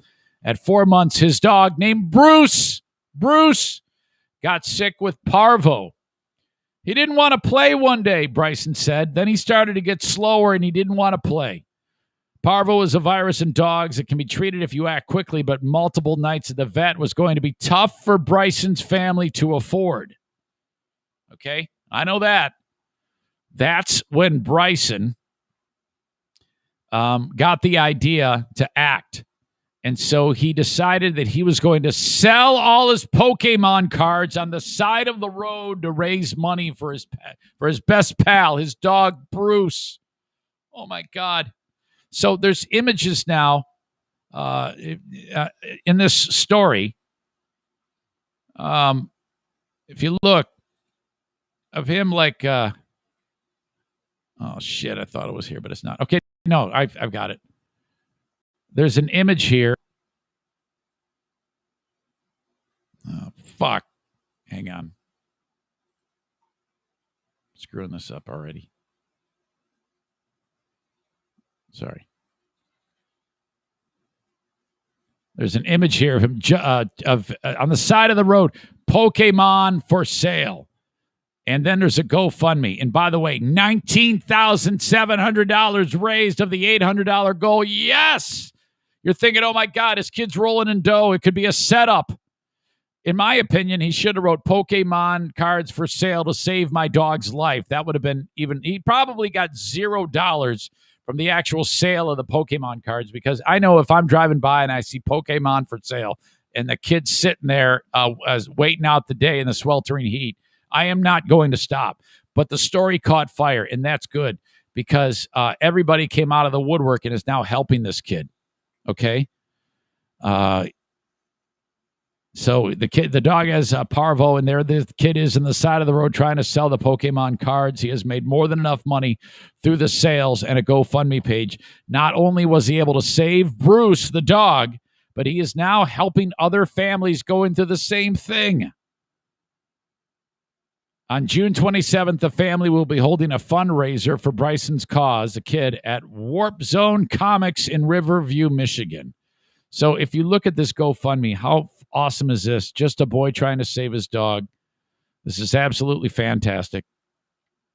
I love this story.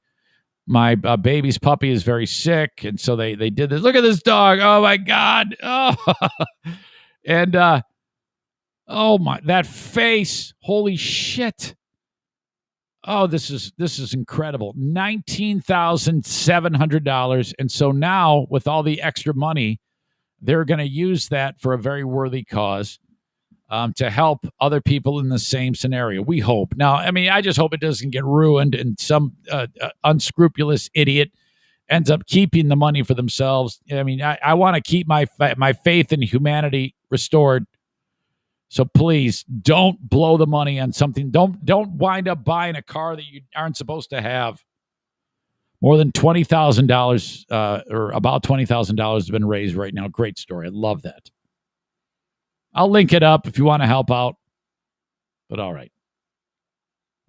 Going back to the last story about Bo, Nick says, I lost interest in all sports, from the pedo gymnastics doctor to the pedo football coach. These people are worshipped for what exactly? A GD game protecting the scum because they coach good? Yeah. Chris says, Bruce is the best name for a dog.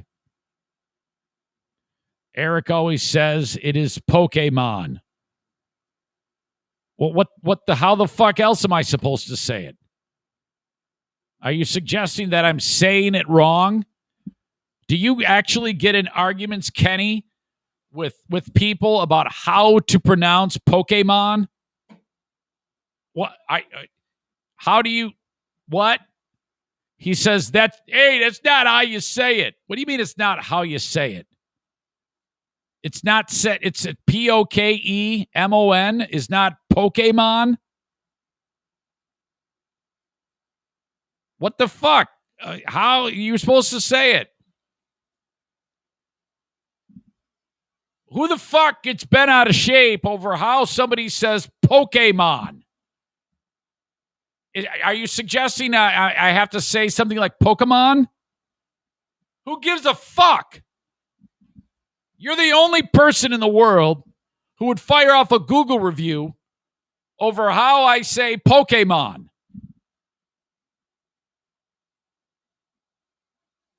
Pokemon. Pokemon is correct, right? Yeah, I'm not changing it. Not my fault you play with these cards and, with probably kids and know exactly more. Kenny probably knows more about Pokemon than he needs to. Now it's in my head. I keep wanting to say Pokemon. Or how else can I say it? Either Pokemon or Pokemon. I don't think there's a right way to say it. Hold on. I'll type this in. Pokemon Pro. Shit. Pokemon pronunciation.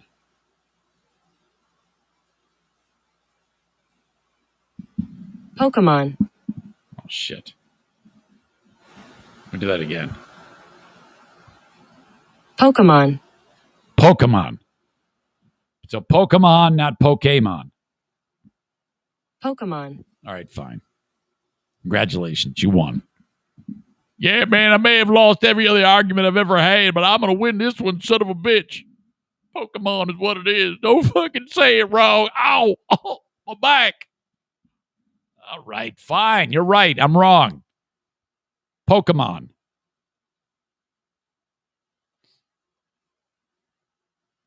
Kate says, "What? Who cares? Wasn't this about the kid?"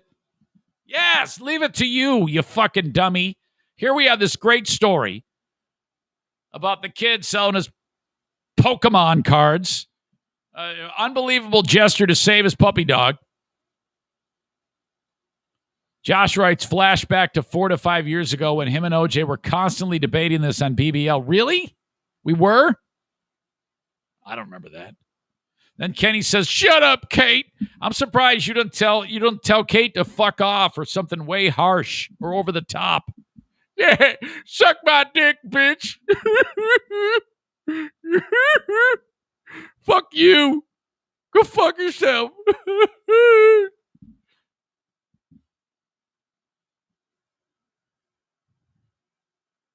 Fuck off, Kate. You fucking whore. Fuck you. Unfriended. Patriot Nick writes, "This was the one that turned it around for him. Eric straight up right." I can't read it. I don't even know why I didn't pre-read it. Yeah, I don't remember that. I don't want to remember that. Okay. You got to see this video, and I'll link it up in the show notes so you can check it out for yourself. Oh, fuck. Where is it now? I don't think I'm going to get it. All right. I thought you were going to see it, but now you're not. It was a video. Okay, I'll just talk about it. It's a video of a guy in Africa on safari, and he's driving in a car, and you see an elephant come running right towards the front of the vehicle. Hold on a second. I gotta do this. You gotta see this. Elephant rams.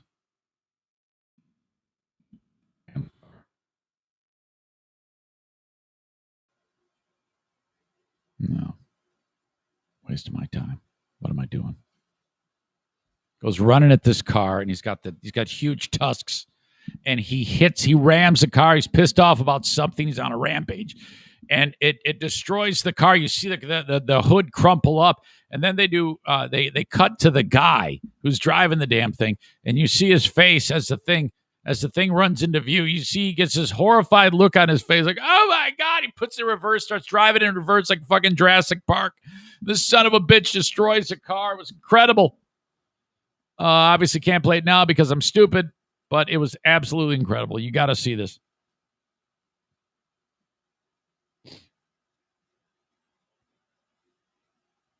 Patriot Nick writes, Pokemon pronunciation, the hill Kenny is willing to die on. Kenny writes, so great that Siri said it right and wrecked his whole world to the extent that he had to attack me. Well, yeah. Chris writes, I love this. Kenny's wrong, and it's a half-hour tangent, but he's right once, and it's, yeah, whatever. You're right for once.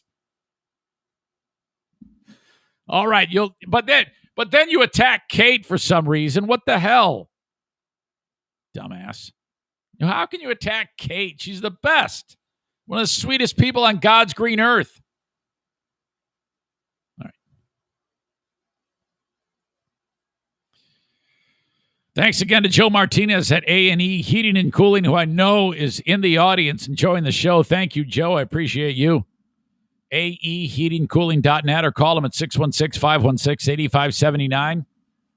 If you're finally looking to, bite the bullet, you need an air conditioner installed. This doesn't have to be such a traumatic, expensive experience. Now, if you call the other guys, like Joe used to work for the man, now he is the man. Back when he worked for the man, if you called about getting a new air conditioner installed, you'd have like a tech or two come into your home and a salesman. The salesman would come in and try to get you to buy as much as humanly possible. Okay? You need this. You have to have this. And they did a pretty good job at it. Okay? Getting you to spend a lot more than you need. And I actually fell to that and ended up purchasing some things that I really didn't really need in the house. Now that I have it, I'm glad that I have it, but I wasn't really looking for that.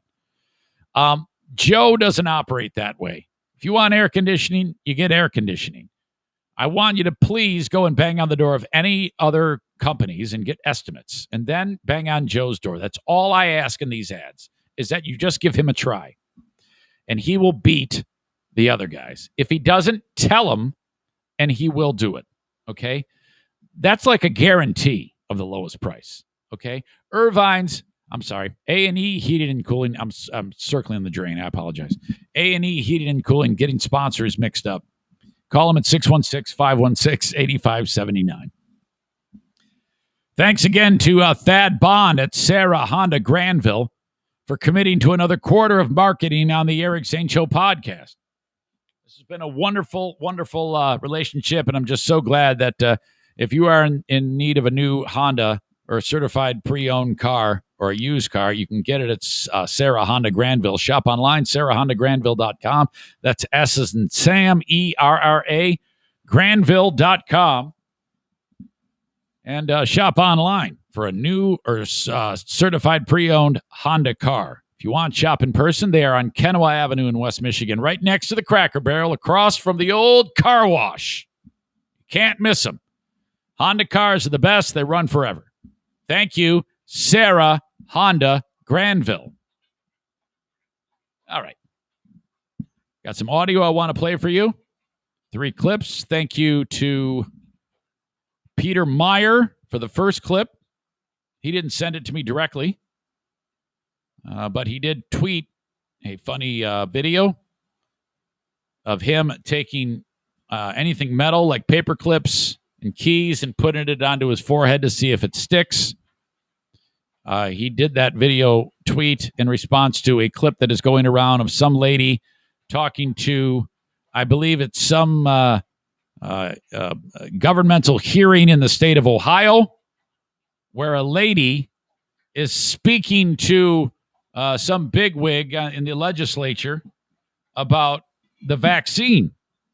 And this stupid bitch is talking about the vaccine contains magnets in it or metal. And once you put it into you, the vaccine, you become a magnet. Swear to God, this is what this stupid bitch said. And some of the information that I think had been discussed on your podcast related to EMF frequencies. That is the lady who's interviewing the dumb bitch. And she says, yeah, explain EMF frequencies to me, dumb bitch. And then dumb bitch tries to. And some of the information that I think had been discussed on your podcast related to EMF frequencies. That was a thought. And it was because right now we're all kind of hypothesizing. I mean, what is it that's actually being transmitted that's causing all of these things? Is it a combination of the protein, which now we're finding has a metal attached to it? I'm sure you've seen the pictures all over the internet of people who've had these shots and now they're magnetized. They can put a key on their forehead, it sticks. They can put spoons and forks all over them and they can stick. Now we think that there's a metal piece to that. There's been people who've long suspected that there was some sort of an interface, yet to be defined, an interface between what's being injected in these shots and all of the 5G towers.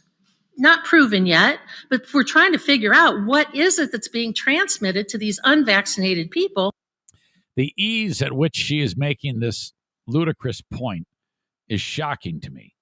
She sounds very thoughtful and together and well versed in this stupidity. She sounds like she really believes this. She believes that they're injecting magnets into you and that you can stick keys and metal on your head. I mean, even if they were putting a metal, even if it is metal into you, which they're not putting any metal into you, just because metal's in your body doesn't mean shit's going to stick to you. That isn't how magnets work. I've listened to ICP, okay? So she is suggesting that there's a magnet in the fucking vaccine. Holy shit. And in the background, you see people, they're like nodding. They're like going, yeah, fuck yeah, she's got it. Oh, my God. Full disclosure, Patriot Nick sent me this. It's a lady on TikTok who posted this video of Jen Psaki saying something stupid. And then she then references, I guess she's going to have to circle back on this. Jen Psaki is, I don't know the context of this one. It's just a clip of her, but it doesn't matter because what she's saying sounds stupid, without a doubt. This is what Jen Psaki says. And again, I play this because if it's dumb and sounds stupid and you sound like an asshole, I don't give a shit what side you're on. You know where I am. I change all the time. I said earlier in this podcast, I am left of center right now. I used to be right of center. Right now, I am left of center. I hate it when she looks like an asshole or anybody looks like an asshole because the way I'm thinking right now. Okay? She looks like an asshole here. Listen to this.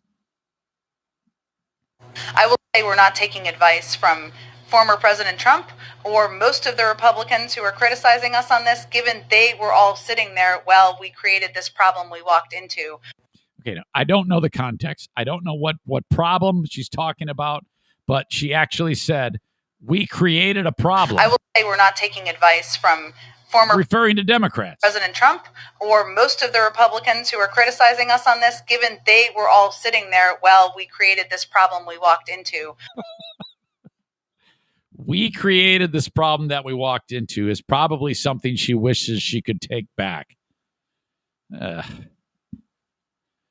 Talking about the magnets, Tyler says, I have seen so many idiots on Facebook talking about this. I have no words for the stupidity. Terry says, we never know what side you are on. Mitchell says, those videos are a joke. People lick the coin first, then it sticks to you. So dumb. Adam says, I wish I was magnetized after I got my shots. I could be like Magneto. Nick says, these people are the definition of stupid. Absolutely. Terry says, concerning Jen Psaki, we don't need context. We get it. Thank you for your thoughts. Okay. The last bit of audio I want to play for you is, I mentioned this when I was talking to Degi. Excuse me. Hang on. I was talking to Degi, the Tigers game yesterday. Game is tied at 3 in the bottom of the 9th. Tigers are playing at home. And Isaac Paredes is swings and just hits one, crushes it. And it's going to be a walk-off home run. Okay, Tigers have a man on first. They're going to win 5-3. And Jake Fraley, the left fielder for the Mariners, he goes running up to the wall, and I don't know how he managed to do it because it looked like the most unathletic thing. I think he jumped half an inch off the ground, but he managed to time it perfectly, and he brings the ball back, and the Mariners end up winning in extra innings. What's awesome about this is the call. I love it when this happens. The announcer loses his shit because this is the Mariners announcer. He loses his shit thinking that the game is over. And then Fraley of the Mariners of his team makes the catch and his voice cracks. He's so pumped up. By the way, Fraley, after he made the catch, he threw it in and they doubled up the guy who was at first who couldn't get back in time. Check this out. I will say we're not taking advice from Okay, now that is wrong. What an asshole. Circle back on that one. That's embarrassing. I will say we're not taking it. Fuck. I was playing Jen Psaki again. It's embarrassing. There we go. Pretty funny, actually. Paredes clubs this to left field. Fraley leap. God dang it. Paredes clubs this to left field. Fraley leaps and Fraley made the catch. Are you serious? Shed gets 2. That is great. Wow. Unreal.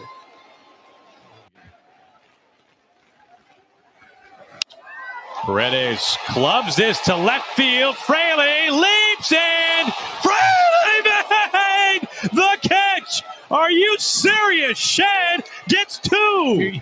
You hear the Tiger fans go, ah! They thought it was going to be a walk-off. Wow. Unreal. All right.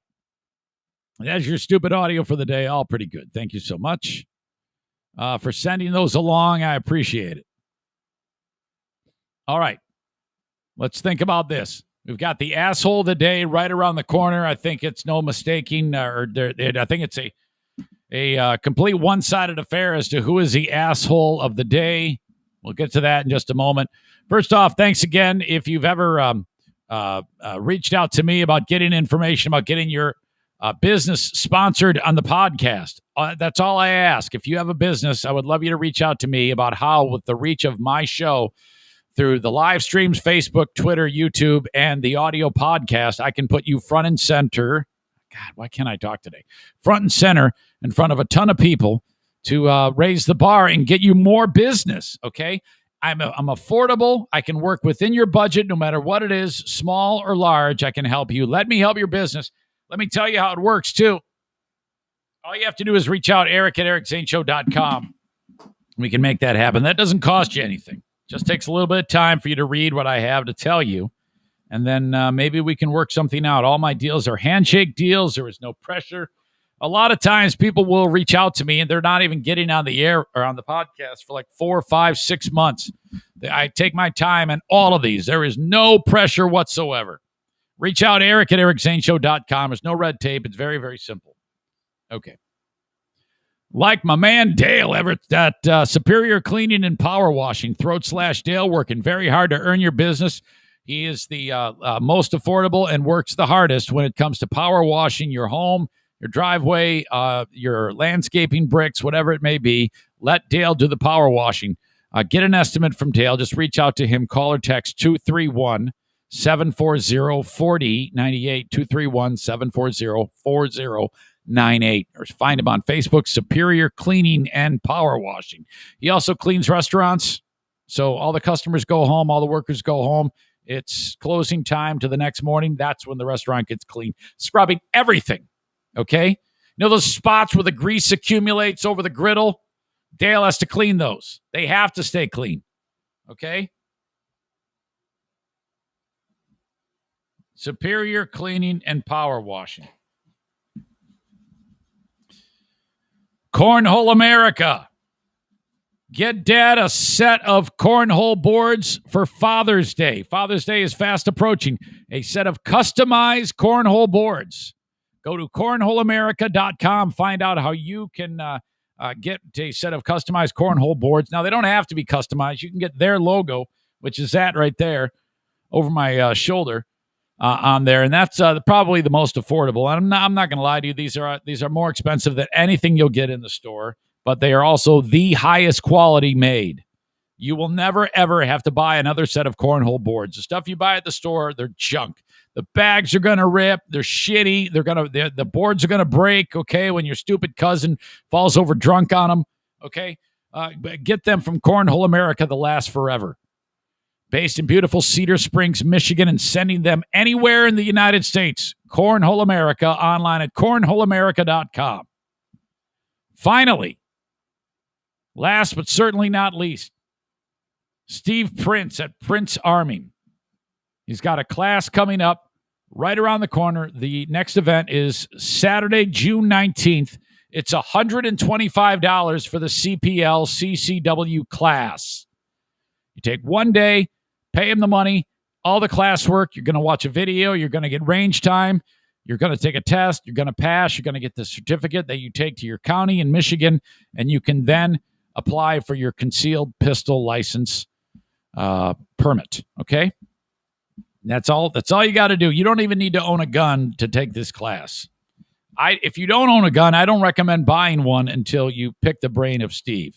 And he has several different guns you can try out, rent while you're there to get a feel for them. And like a lady's hand might require a different style of gun than a big giant man who wants, something that is larger. It all just depends on personal preference. Anyway, all your questions are answered when you bang on the door of Steve Prince, retired U.S. Army Major Steve Prince. Learn from the best in West Michigan. 616-204-1705. Okay. Asshole of the Day is brought to you by TC Paintball, online at tcpaintballgr.com. God, Schembeckler's too long of a last name. It's also brought to you by JM Synthetics. Buy your oils and lubes for all of your for cars, trucks, heavy duty, watercraft, side-by-sides, whatever it may be, and a whole lot more at jmsynthetics.com. They sponsor the asshole of the day, who without a doubt it is Bo Schembeckler. I don't give a shit about jury or anything like that. Bo knows cover-up. Bo knows child abuse. And fuck that guy. Screw you, Bo Schembeckler. Horrible. Absolutely horrible. Chris says Bo without a doubt.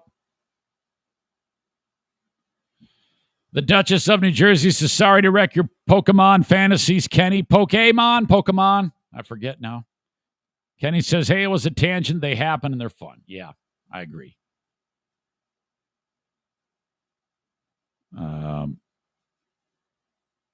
Kenny says, clearly asshole of the day is Kate. Kate, how can you call Kate an asshole? Are you crazy?